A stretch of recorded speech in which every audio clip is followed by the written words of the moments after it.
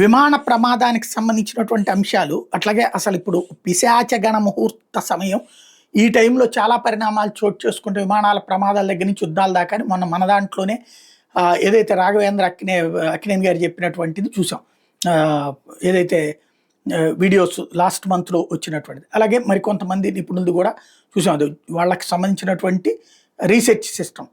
అదే సందర్భంలో కాశీ పంచాంగంలో ఆల్రెడీ ఇది మెన్షన్ అయ్యింది అన్నటువంటిది ఇప్పుడు గుర్తు చేస్తున్నటువంటి పరిస్థితి. ఈ పంచాంగంలో మెన్షన్ అయినటువంటి ఇలాంటి విమాన ప్రమాదాన్ని కాశీ పంచాంగంలో మన జరిగిన విమాన ప్రమాదం గురించి ముందుగానే హెచ్చరించారు.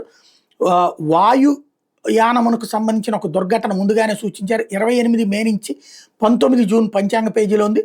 జ్యోతిష్ శాస్త్రంలో సంహిత భాగం అధ్యయనం చేస్తే ఇటువంటి విషయాలు ముందుగానే చెప్పేటటువంటి వీలుంటుంది అన్నటువంటిది డాక్టర్ శంకరమంచి రామకృష్ణ శాస్త్రి గారి పేజీ నుంచి మెన్షన్ అయినటువంటి అంశం.